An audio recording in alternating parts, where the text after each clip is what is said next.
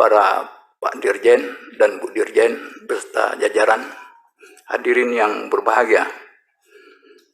Kami langsung saja ke Direktorat Jenderal Pembangunan dan Pengembangan Kawasan Transmigrasi. Saya mempertegas apa yang disampaikan oleh Pak Tamanuri tadi. Memang ya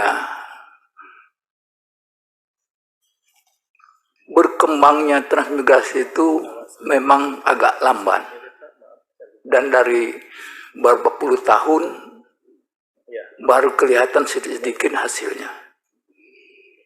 Dan harapan kita bagaimana supaya PDT ini, ya, pembangunan dan pengembangan ini mengembangkan yang daerah-daerah yang transmigrasi lama, seperti paritnya sudah dangkal sehingga airnya asam, tidak bisa mengairi persawahan.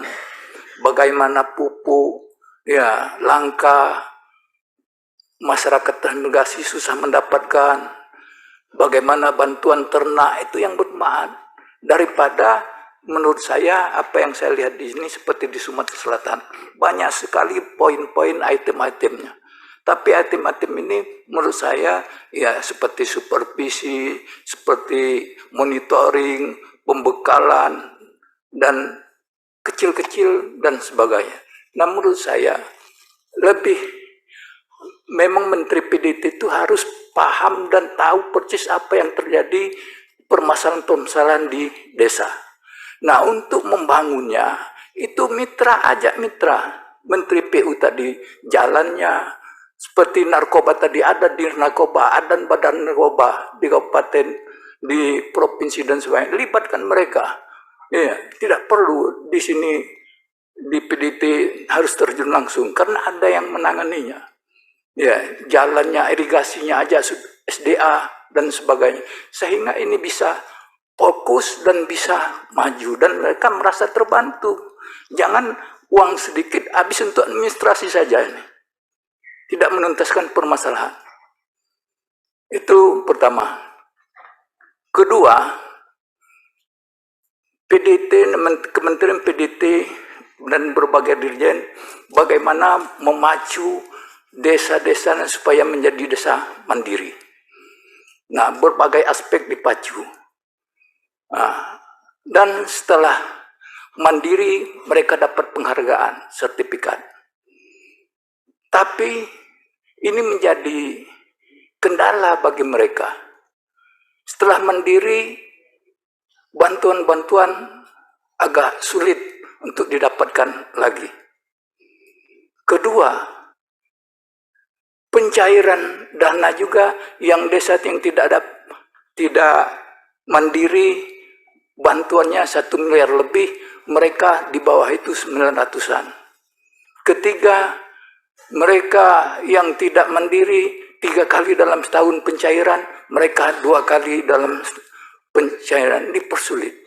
Nah semestinya yang mandiri ini harus diberikan porsi yang lebih baik lagi, dipacu lagi, jangan diberhentikan membantu-membantu dan juga pembekalan terhadap mereka ini supaya betul-betul mandiri, lebih cepat lagi. Nah, ini baru mandiri mereka down lagi. Ya karena bantuan berkurang dan sebagainya. Nah ini tolong diperhatikan, semestinya ada bantuan khusus untuk desa mandiri ini, tidak berupa penghargaan sertifikat, namun bantuan pembangunan yang lebih banyak lagi. Ketiga, saya secara keseluruhan, saya mendapatkan keluhan dari para kepala desa.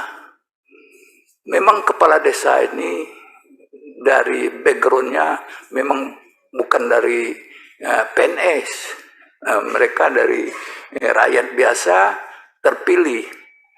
Nah jadi masalah laporan keuangan ini menurut mereka sangat nyelimet, sangat susah, tidak simpel. Bagaimana supaya ke depan ini lebih gampang dan tidak rumit.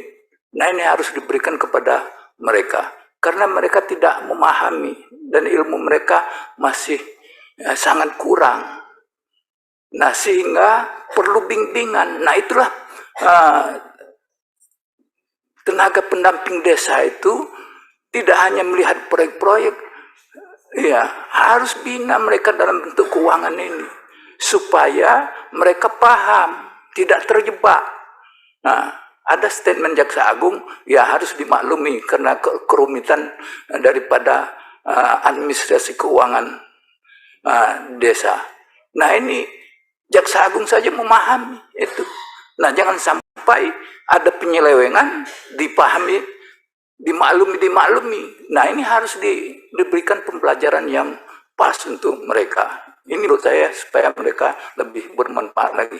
Terima kasih. Bila itu wal hidayah. Wassalamualaikum warahmatullahi wabarakatuh.